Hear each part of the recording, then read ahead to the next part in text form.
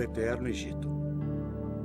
Por séculos, os deuses protegeram suas terras. E então, Akhenaton, o faraó rebelde, afastou-se dos deuses e abalou as fundações do país mais poderoso da terra, até que ele quase caiu. Akhenaton era um fanático religioso ou era o presságio do Cristo?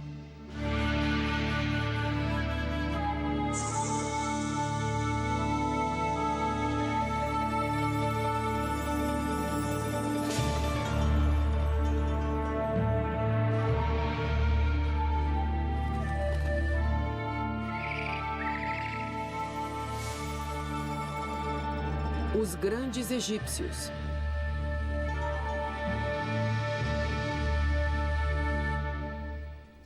O faraó rebelde. As pirâmides e os templos do Egito parecem que vão perdurar para sempre. Mas existem alguns monumentos que desapareceram praticamente quando foram construídos.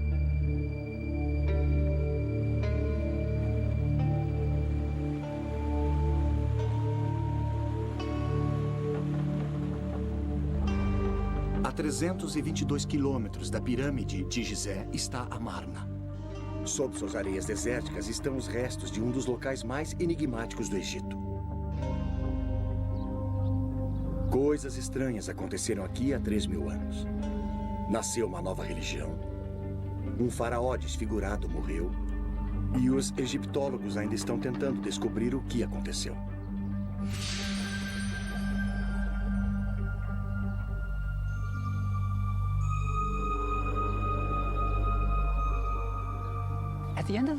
No final do século passado, Sir Flinders Petrie, o fundador da egiptologia moderna, descobriu uma grande cidade perdida no deserto.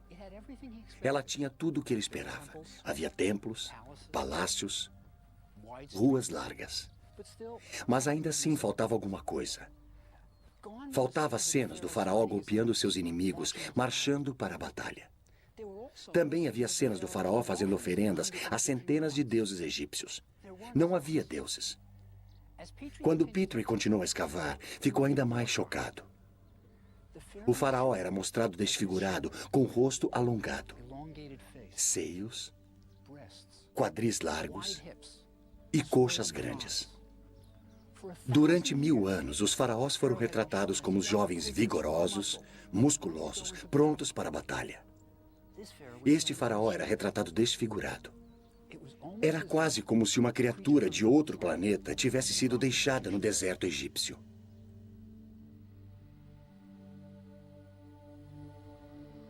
Então, o que aconteceu cerca de 1.300 anos antes do nascimento de Cristo? Para responder a essa pergunta, precisamos conhecer a família deste faraó rebelde.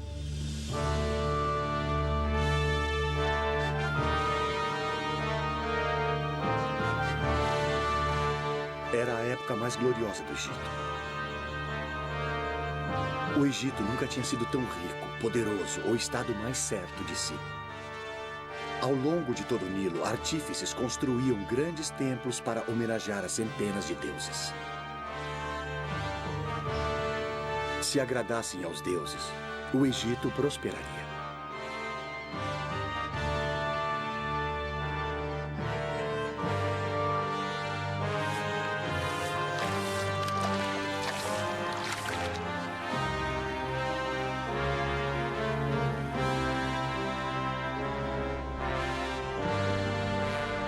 O pai de Akhenaton, o faraó Amenhotep III, vivia no grande centro religioso de Tebas, cidade do deus Amon, cujos silos de topo arredondado estavam cheios de grãos, óleo, linho e vinho, necessários para pagar as centenas de sacerdotes que serviam os deuses.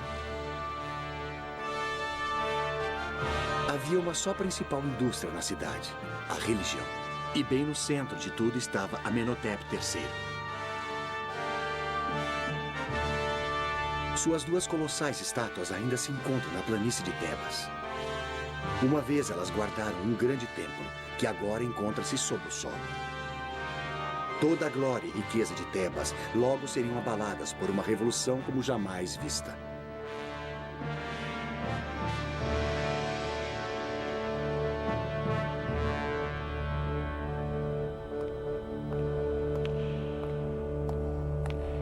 Amenhotep III comandava as coisas durante os anos de glória do Egito.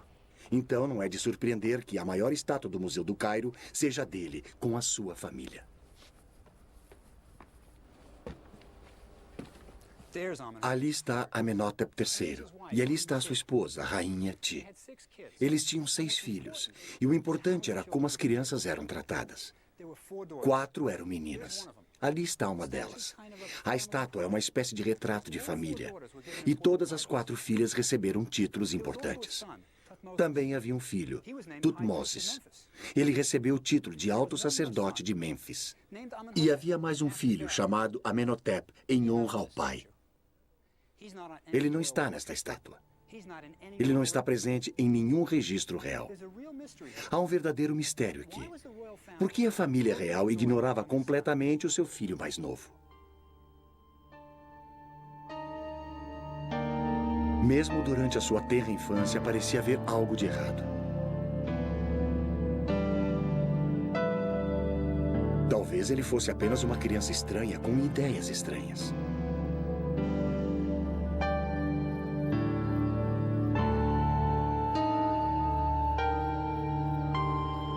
Enquanto seu irmão e irmãs recebiam títulos e honras, não havia nada para o jovem Amenhotep. Quando o séquito real ia aos templos para fazer oferendas ao deus Amon e para comemorar os festivais, podemos imaginar o pequeno Amenhotep deixado para trás, sozinho no palácio. Até mesmo o deus Amon rejeitava o garoto.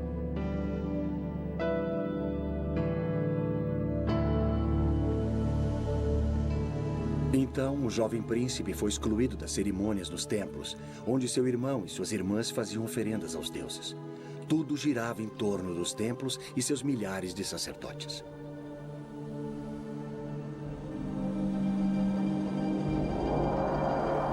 Os faraós orgulhosamente inscreviam nas paredes dos templos a quantidade de ouro, prata, gado e terras que davam para os deuses.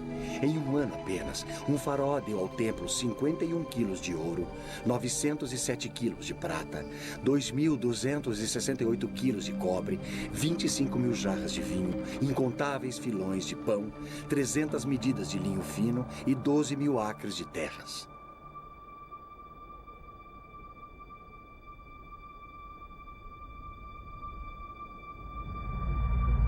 Este era um mundo que rejeitava o pequeno garoto, mas as coisas estavam para mudar. Depois do faraó, a pessoa mais importante da família real era a Rainha Ti, a grande esposa do rei. Quando Amenhotep III casou com Ti, ele enviou o que então foram os primeiros telegramas do mundo. Proclamações de casamento esculpidas em placas em forma de escaravelho e enviadas a países estrangeiros. Elas diziam: tomei uma esposa, a Rainha Ti, senhora das 2 terras. Seus pais são Uia e Tuia. Os pais da nova rainha não pertenciam à realeza. Para qualquer um que lesse as entrelinhas, a mensagem era clara. Minha esposa é uma plebeia, mas é melhor vocês a aceitarem como a rainha do Egito. Sua escultura denota uma mulher poderosa, do tipo que conseguia o que queria. Sua ambição parecia concentrada em Amenhotep, seu filho, que mais tarde mudaria o seu nome para Akhenaton. O que a Rainha Ti queria era que seu filho Akhenaton fosse o faraó do Egito. O irmão mais velho de Akhenaton tinha morrido, mas havia outros pretendentes ao trono. Eles eram os jovens filhos do faraó com suas outras esposas. Sob circunstâncias normais, qualquer um deles poderia ter sido faraó. Mas foi o patinho feio da Rainha Ti que se tornou rei. É uma curiosa sutileza da história, mas devido à determinação de Ti de colocar Akhenaton no trono do Egito, nós ainda vivemos com as consequências.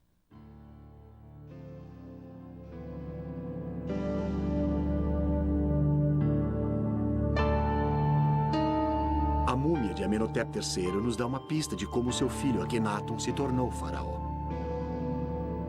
A múmia revela um homem velho, gordo e careca, com péssima saúde.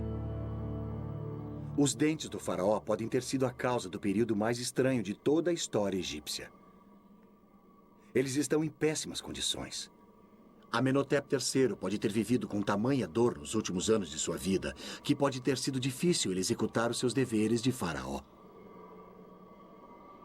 Tanto os plebeus como os reis eram vítimas de sua dieta.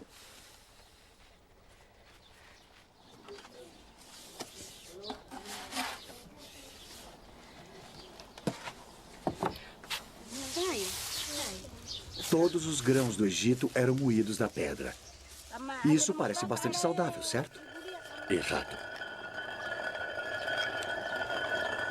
Veja, isso significa que, junto com o seu pão, você ingeria uma quantidade considerável de areia e sedimentos.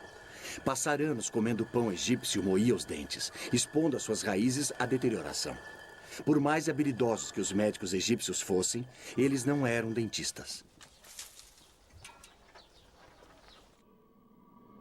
Então, restava ao pobre Amenhotep III tentar aliviar a dor como pudesse. Ele pode ter sido sedado com vinho ou talvez com ópio. Se ele não estivesse em condições de tomar decisões, provavelmente seria fácil para a poderosa rainha Ti escolher o seu filho adolescente para ser o próximo faraó. Levado até o topo por sua ambiciosa mãe, o garoto rejeitado se tornou o rei do Egito. Mas que tipo de faraó seria o estranho rapaz de 18 anos?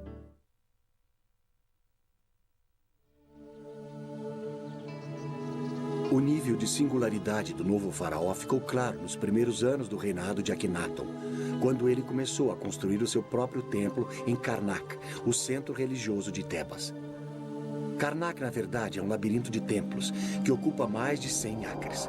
Construída num período de 2000 anos, cada faraó incluiu os seus próprios monumentos para cair nas boas graças dos deuses. Quando Akhenaton fez a sua contribuição, o povo do Egito soube que algo muito estranho tinha acontecido. Ele criou um estilo artístico completamente novo e esquisito. O faraó era retratado com longos dedos dos pés, quadris largos, dedos das mãos extremamente longos, seios e um rosto alongado. Nada parecido com isso já tinha sido visto num templo egípcio. Mas a esquisitice não terminava aí. Bem à frente do templo estavam duas estátuas colossais do faraó, que acentuavam as suas estranhas características ainda mais. Mas isso não era tudo. O templo estava coberto de cenas do Aten, o disco do sol.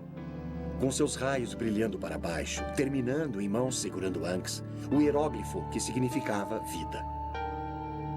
Amon e os outros deuses do Egito tinham desaparecido, substituídos pelo disco solar.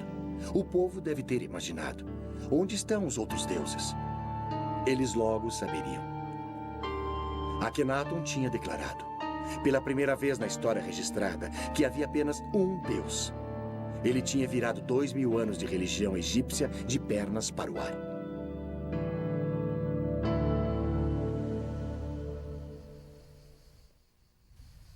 No início deste século, escavadores encontraram uma grande quantidade de blocos esculpidos que tinham sido reutilizados como enchimento na construção de um projeto de um faraó posterior.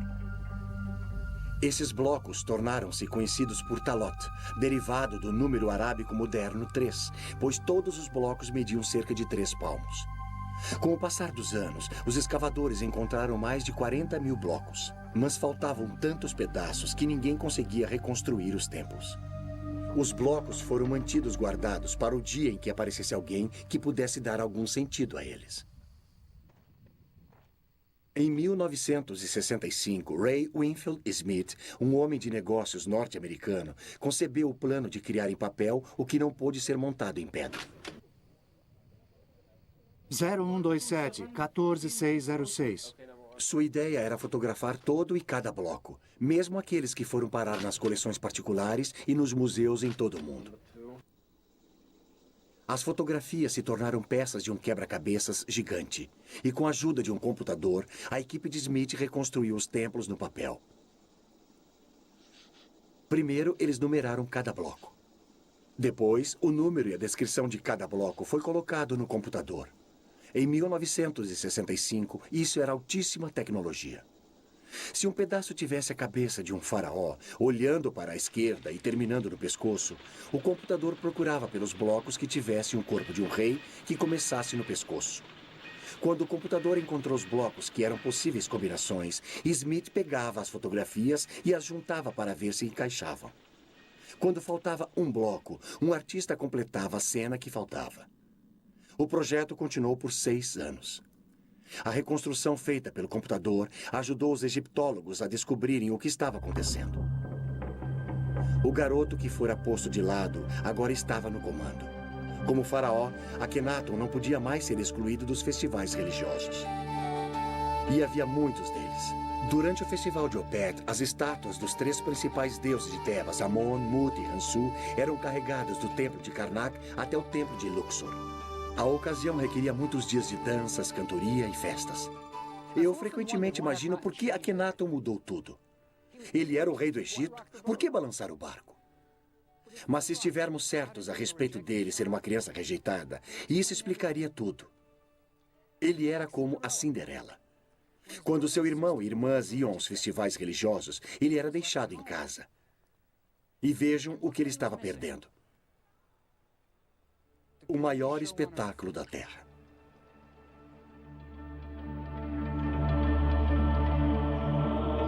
À noite, sacerdotes de cabeça raspada cantavam as suas orações para aplacar os deuses do Egito.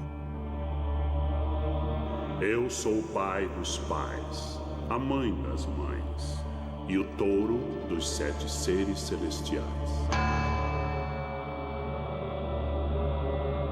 Eu abro a minha boca para falar em meio ao silêncio. Os homens devem ter um caminho por onde trilhar.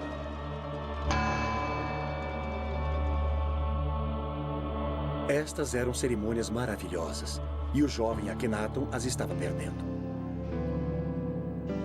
Mas há um final feliz, pelo menos por agora. Akhenaton se torna rei do Egito, e com o seu poder, ele pode acertar tudo. Ele rejeitará os deuses de Tebas. Não eram mesmos os seus deuses. E ele terá o seu próprio deus particular, que o ama, o Aten. E ele abraçará sua nova religião e o seu novo deus, e deixará Tebas, e todo o seu sofrimento da infância. Ele fundará um novo mundo. A única questão é, onde?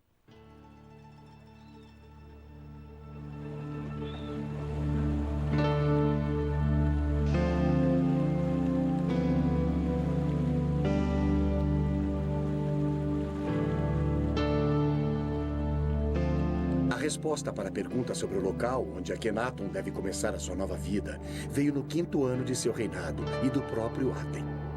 Enquanto Akhenaton viajava, através de uma desolada extensão do deserto no meio do Egito, cerca de 290 quilômetros ao norte de Tebas, o sol nasceu no horizonte e parecia que se deitava no desfiladeiro nas montanhas próximas. O hieróglifo, que significa horizonte, era o sol se deitando no desfiladeiro de uma montanha. O horizonte significava o início e o fim.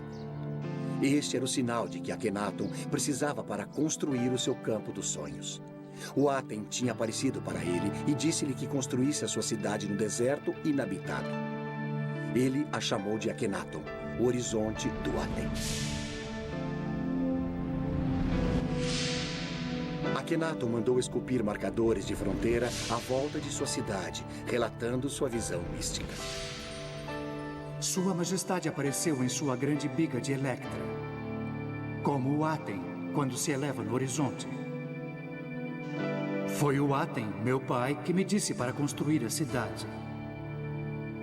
Nenhum burocrata jamais me aconselhou a construir nesse local deserto.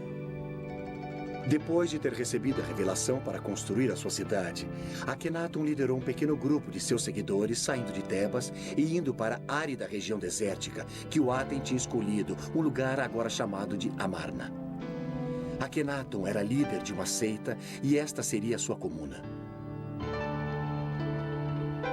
Num dos marcadores de fronteira, ele reuniu os fiéis e, enquanto observava as desoladas planícies onde seria construída a nova cidade, ele realizou um culto de adoração. Akhenaton não estava mais sozinho. Agora ele estava casado com Nefertiti, uma das mulheres mais lindas da história. Agora ele tinha sua própria família, 2 filhas e mais 4 por vir. O garoto rejeitado tinha percorrido um longo caminho. Devia haver uma incrível sensação de emoção na nova cidade. Eles eram pioneiros numa admirável nova religião e o faraó era o seu líder. Uma sensação como essa só ocorreria novamente na era cristã. Era uma virada na história do mundo. E Akhenaton era o pivô dessa história. Mas o resto do Egito aceitaria a nova religião do faraó?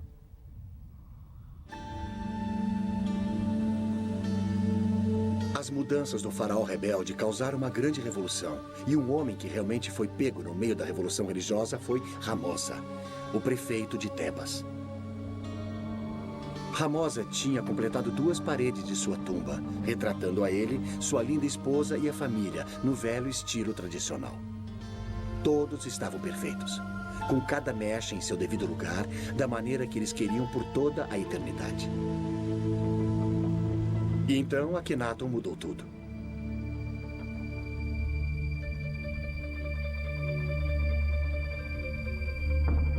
Desesperado para ser politicamente correto, Ramosa começou a completar a sua tumba no novo estilo, retratando Akhenaton e até Ramosa com um queixo alongado e nariz aquilino. Povos de todo o Oriente Médio reverenciavam Akhenaton. Ramosa também se retratou com colares de ouro, talvez a sua recompensa por mudar para o novo Deus. Ou era um suborno para manter as aparências. O velho Ramosa morreu antes de completar a sua tumba, e a procissão funerária que o enterrou foi rapidamente pintada na parede. Ramosa tinha um pé na religião antiga e um pé na nova. Você imagina o que ele pensou que iria lhe acontecer na próxima vida? Ou se é que havia mesmo a próxima vida?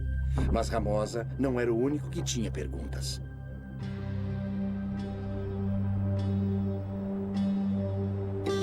A mesma pergunta estava sendo feita pelos sacerdotes. O que será de nós? Se existe apenas um Deus, o Aten, o que acontecerá aos grandiosos templos de Amon em Tebas?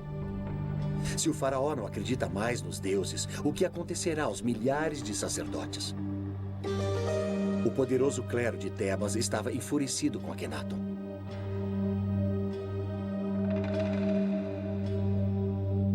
O faraó rebelde tinha declarado seus deuses extintos, tinha desertado da capital religiosa do Egito e jurou nunca mais voltar. As oferendas reais aos templos tinham se acabado. Não haveria mais doações aos templos dos prisioneiros capturados nas guerras. Os recursos do Egito estavam se esvaindo das cidades instituídas e indo para o deserto para construir a nova cidade do faraó. Mas não eram apenas os sacerdotes que sofriam por causa da nova religião.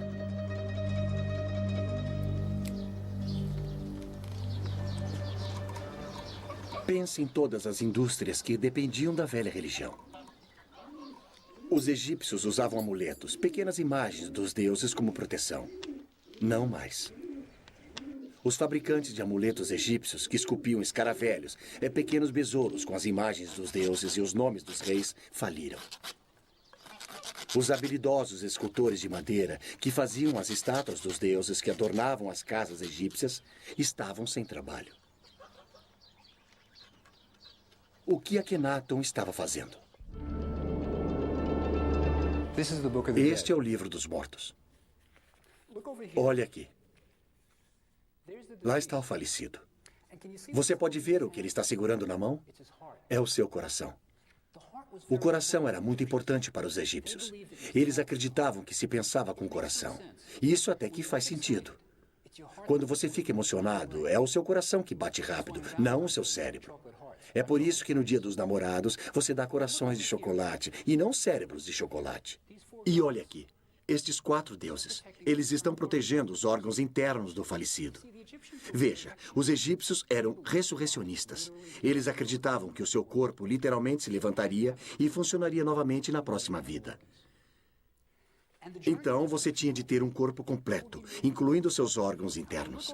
E a viagem até o próximo mundo? Ela seria feita de barco. Agora, se você olhar aqui no final do Livro dos Mortos, ele até vem com remos mágicos para a viagem. De certo modo, este é o mapa para ir ao próximo mundo. Mas Akhenaton estava jogando fora todos os mapas velhos. Ele estava escrevendo o seu próprio mapa.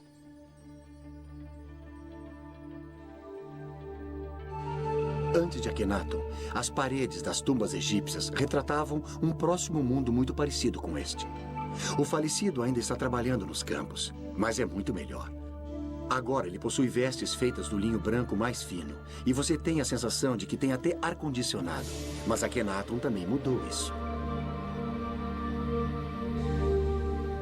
Em Amarna, as paredes das tumbas não mais mostravam os mortos no próximo mundo. Essas cenas foram substituídas por retratos de Akhenaton e da família real, e frequentemente adorando o Aten. Se havia um próximo mundo, ele parecia girar em torno de Akhenaton.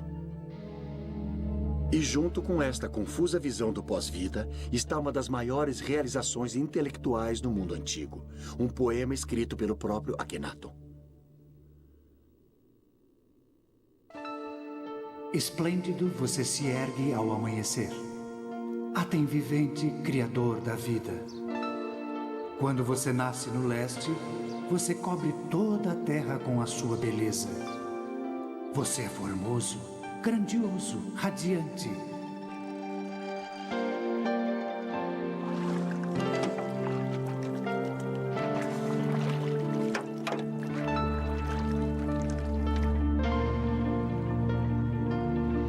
Quando você se põe no oeste, a terra fica na escuridão, como na morte.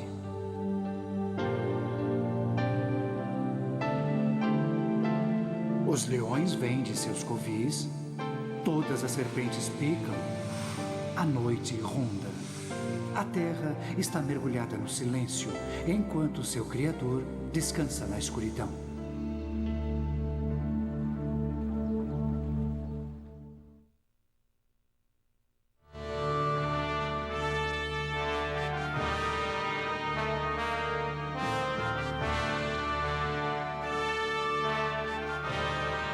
A religião não foi a única coisa que Akhenaton mudou. 1000 anos de arte foram jogados fora. Antes de Akhenaton, a arte egípcia mal tinha mudado com o passar dos séculos. Nós estamos acostumados com mudanças de estilo artístico quase todo ano.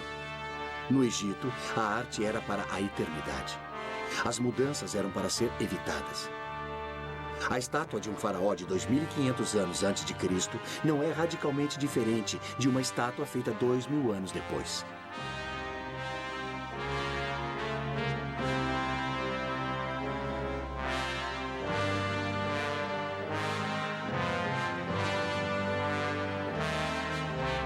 Nada mais de corpos musculosos idealizados.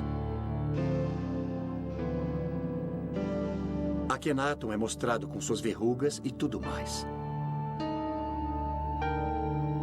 O slogan da era de Akhenaton era Vivendo na Verdade. Se o faraó fosse deformado, que fosse mostrado dessa maneira. Nem mesmo a linda Nefertiti estava isenta da nova política da verdade na arte. O famoso busto de Nefertiti é um símbolo de beleza em todo o mundo. Mas enquanto amadurecida, até ela foi retratada com uma má postura e um corpo envelhecido.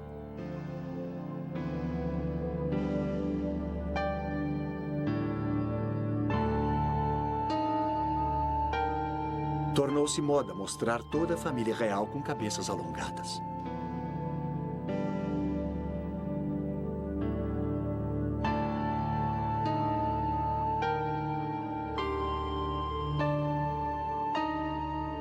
A nova arte não era libertadora apenas para Akhenaton, mas dava aos artistas de Amarna uma nova liberdade.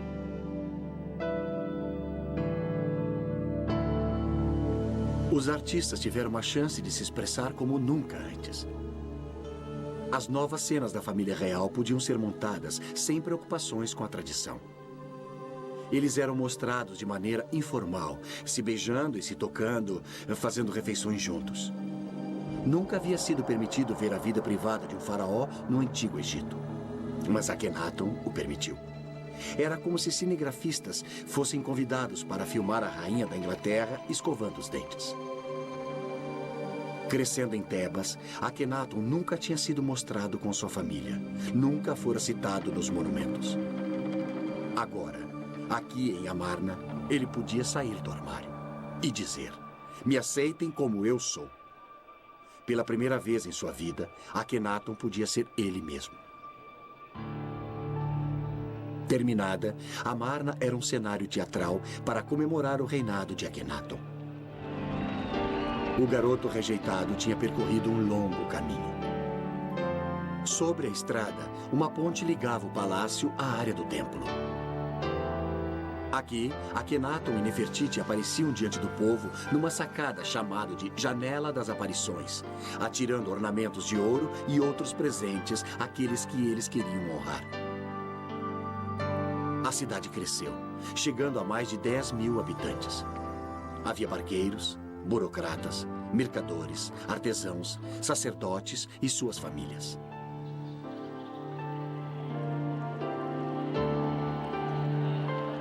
Eles deviam estar incrivelmente animados com as suas novas vidas, novas casas, novos inícios.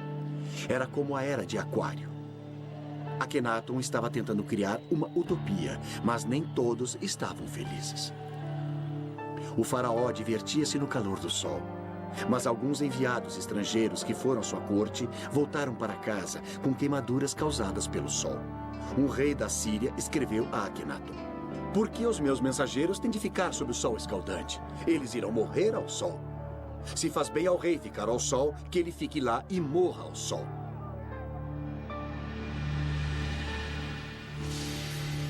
Eles eram como os adoradores do sol californianos. Eu sempre penso na corte de Akhenaton com um bronzeado permanente.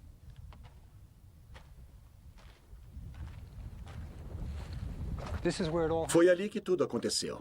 Akhenaton realmente andou por esta rua, e um de seus seguidores viveu nesta casa. Akhenaton provavelmente o recompensou com presentes de ouro. Ele queria que seus seguidores ficassem felizes. Veja, Akhenaton era como um filho de hippies dos anos 60. Ele queria que todos fossem felizes, que tudo fosse lindo, que todos amassem uns aos outros. Infelizmente, o mundo não funciona assim. Akhenaton tinha ficado isolado por tempo demais. Ele não entendia as pessoas. Ele tinha criado uma religião linda e idealista, muito adiante de seu tempo. Mas o povo simplesmente não entendeu. Eles estavam acostumados aos deuses que podiam ver, esculpidos da rocha. Deuses com lindos corpos de homens e mulheres e cabeças de animais.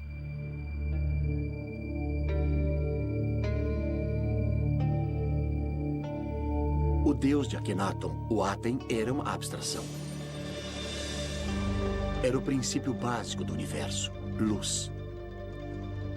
Os súditos de Akhenaton simplesmente não conseguiam entender isso. Este não era um deus com o qual podiam contar na hora da necessidade. Além disso, havia um elitismo em relação à nova religião que deve ter confundido os supostos adoradores do disco. O Aten nunca lançava seus raios sobre eles, somente na família real. O Aten era o deus pessoal de Akhenaton, dando ao rei desenfreados amor e amparo. Talvez ele tenha substituído o pai que o tinha empurrado para um segundo plano. Eram Akhenaton e a sua família que adoravam o Aten. Todos os outros tinham de se contentar com a luz refletida de Akhenaton. É quase como que se a nova religião viesse em dois tamanhos, plebeu e king size. Nesta cidade sagrada no deserto, Akhenaton foi tirado do sofrimento que tinha experimentado na sua infância em Tebas. Mas ele também foi tirado da realidade. Havia problemas no paraíso. O Egito estava morrendo. Por mais de 10 anos, Akhenaton tinha vivido na sua amada Amarna, com seus pensamentos voltados para a religião e para o seu deus pessoal, o Aten. Mas ninguém ficou cuidando da loja. Era como se o presidente dos Estados Unidos tivesse mudado a sede do Congresso para o Wyoming e começasse a escrever poesias.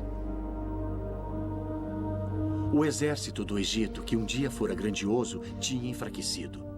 Os países estrangeiros não mais mandavam tributos. Dos remotos postos avançados na Síria e no Líbano, os embaixadores estrangeiros do Egito escreveram ao rei dizendo que não mais eram respeitados. Cartas escritas por um de seus príncipes leais, Reboti, falam da falta de respeito por Akhenaton e pelo próprio Reboti. Escrevendo de sua posição fortificada, ele pleiteou: Eles conspiram entre eles. E assim sendo, receio não haver quem possa me resgatar de suas mãos. Como um pássaro preso na rede, eu me encontro. É preciso lembrar como Reboti estava isolado. Para os soldados egípcios chegarem a ele, teriam de marchar através de Gaza, Canaã, até o Vale de Beká, na Síria, e depois para o norte. Este sempre era um território hostil.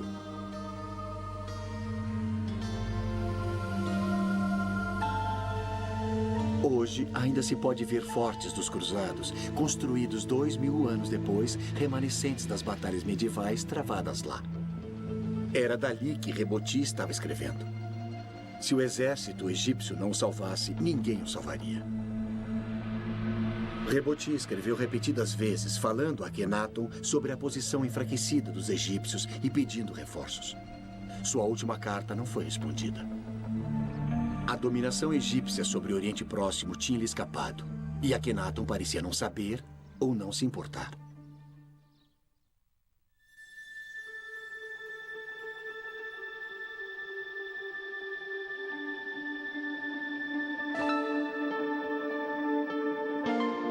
Isolado dos problemas do Egito e talvez da própria realidade, Akhenaton devia estar realmente muito feliz com seu novo Deus, sua nova família e sua nova cidade.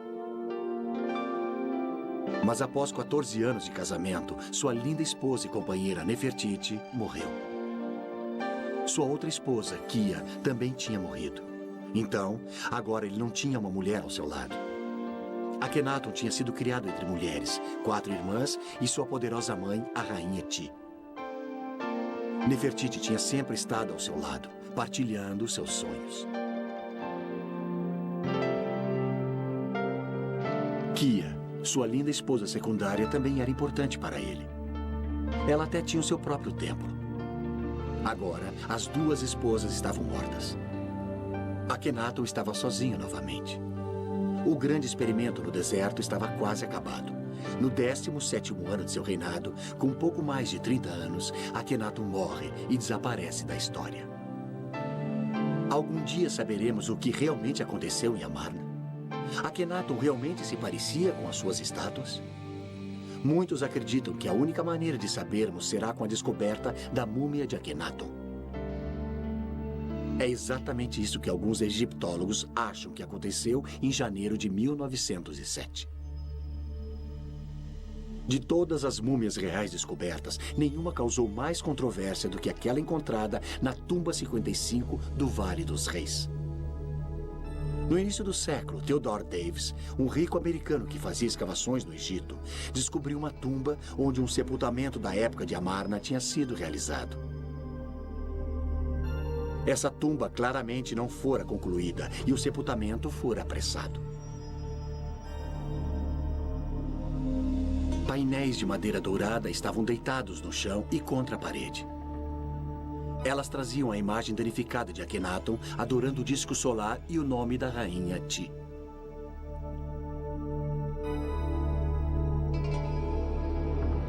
Em um nicho estavam 4 lindos potes de alabastro que guardavam os órgãos internos da múmia. Deitado no chão, um lindo caixão, porém muito danificado, feito de milhares de incrustações e pedras semipreciosas na forma de asas protetoras. Mas as cártulas contendo o nome do seu ocupante tinham sido arrancadas. Todos envolvidos na escavação da tumba acreditavam que poderiam identificar a múmia dentro do esquife, uma vez que a sua tampa fosse aberta e as inscrições nas bandagens ou as joias fossem examinadas. Quando chegou o dia de desembrulhá-la, todos os presentes sentiam a importância histórica do evento. Eles iriam ser os primeiros em mais de 3.000 anos a ver o rosto de um rei ou rainha do Egito. Quando abriram a tampa do esquife, viram uma múmia envolta em folhas de ouro. Mas quando começaram a desembrulhar a múmia, aconteceu algo digno de um filme de terror. Assim que a tocaram, ela se transformou em pó, deixando-os com uma pilha de ossos desarticulados no fundo do esquife. Mas sob o esqueleto, a última folha de ouro parecia ter o nome de Akhenaton, meio danificado. Sua pelvis era larga como a de uma mulher, mas nas suas estátuas, Akhenaton sempre tinha sido mostrado com uma pelvis larga. A cabeça da múmia era alongada como a de Akhenaton. Tudo parecia se encaixar perfeitamente. Alguns dos presentes estavam absolutamente convencidos de que tinham encontrado a múmia de Akhenaton. Mas ainda hoje a identidade da múmia da tumba 55 é um mistério. A palavra final do porquê Akhenaton e a família real eram mostrados deformados pode ser dada agora por um grupo de cientistas que estuda uma doença chamada Síndrome de Marfan, um defeito genético que danifica o tecido conjuntivo do corpo. Abraham Lincoln provavelmente sofria da Síndrome de Marfan. Alguns de seus sintomas são rosto alongado, queixo protuberante, dedos das mãos e dos pés alongados e olhos estranhos. Parece com o faraó que você conhece? E se Akhenaton era portador desse defeito genético, cada uma de suas filhas teria uma chance de 50% de herdá-lo. E isso pode explicar por que todos são mostrados com sintomas semelhantes.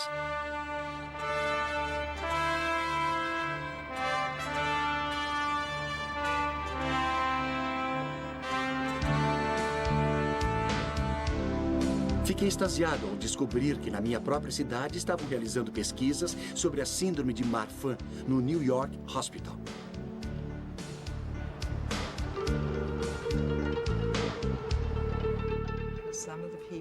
A doutora Jessica Davis é uma das maiores especialistas do mundo na síndrome de Marfan. Aqui está o nosso paciente. Eu sei, eu reconheço o seu perfil. E ali estão as características que sugerem que era portador da síndrome. E se esse cara entrasse no seu consultório? Eu acho que a coisa mais sugestiva aqui é só o rosto alongado, o rosto longo e fino. Mas ele também é um indivíduo de boa aparência. Essas seriam as duas coisas a serem analisadas. Alguém que tem características comuns, mas um rosto longo e fino. Então, o diagnóstico da síndrome de Marfan não depende apenas da aparência da face. Porém, eu acho muito importante dizer que as pessoas que realmente têm a síndrome de Marfan têm características faciais normais. No entanto, elas têm uma aparência gótica e mais clássica. Agora, as mãos alongadas eram típicas da arte desse período. E deixa eu mostrar uma coisa que é um grande exagero. Agora, essa é uma mão que não parece nada natural. O jeito que o dedo fica. Esses dedos excessivamente longos são característicos da síndrome ou... Esse dedo muito fino certamente poderia sugerir que há uma disfunção nos tecidos conectivos, como estes dedos muito longos. E o que você pode ver aqui é que está um pouco deslocado, parece flexível. Agora, deixa eu lhe mostrar um pé. Antes de mais nada, esses são membros muito finos. A mão e o braço são sugestivos. O tornozelo certamente é sugestivo. E este é um pé muito longo e elegante com dedos longos. Quero dizer, é algo que mediríamos no diagnóstico clínico de um portador da síndrome de Marfan. Então, sim, é muito sugestivo. Por causa da face, das mãos, dos pés, o corpo, a estrutura do esqueleto, você mandaria este homem fazer um exame para ver se ele tem Marfan? Você... Se faria mais alguma coisa? Sim, mandaria fazer um ecocardiograma. E você o mandaria fazer o exame? Sim. Eu acho essa história fascinante. A tese parece bem razoável. Vale a pena checar a hipótese e dar uma olhada nos outros membros de sua família. Ótimo. Seria muito interessante. Mesmo na morte, Akhenaton se rebelou contra as tradições do Egito, rejeitando este local onde seus ancestrais tinham sido enterrados. Para sua tumba, ele escolheu um vale remoto em Amarna. Se parece com o Vale dos Reis, onde seu pai foi enterrado. Talvez a criança que existia nele ainda procurasse por aceitação. Em sua tumba, o mais original pensador religioso que o mundo antigo já tinha visto foi colocado para descansar. Ele tinha vislumbrado o monoteísmo de Moisés e a tranquilidade e a esperança de Cristo bem antes que o povo do Antigo Egito fosse capaz de aceitá-lo. Logo após a sua morte, os seus seguidores de Amarna, incapazes de compreender o que o seu faraó pregava, abandonaram a cidade e voltaram a Tebas e aos deuses familiares. O nome de Akhenaton, rotulado como herege, seria apagado dos monumentos do Egito. Seu filho, um jovem faraó chamado Tutankhamon, é que o mundo todo conheceria. A ousada experiência no deserto tinha terminado. A cidade de Amarna voltou à areia.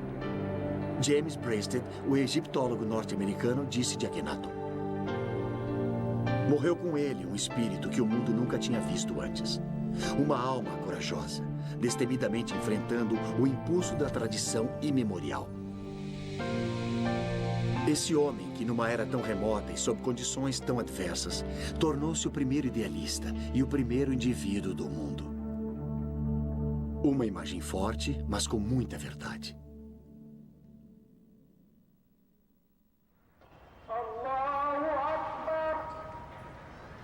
Há 3.000 anos, Akhenaton, o faraó rebelde, insultou os habitantes do Vale do Nilo, pregando a existência de um único Deus. Mas menos de 100 anos após a morte de Akhenaton, Moisés pregaria um só Deus, o monoteísmo nas margens do Nilo aos israelitas. Hoje, milhares de egípcios ouvem os muezins e mesquitas afirmarem que existe um Deus apenas, e Alá é o seu nome.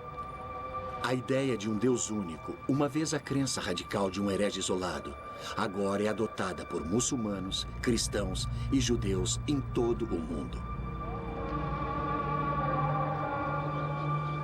A visão de Akhenaton continua a viver.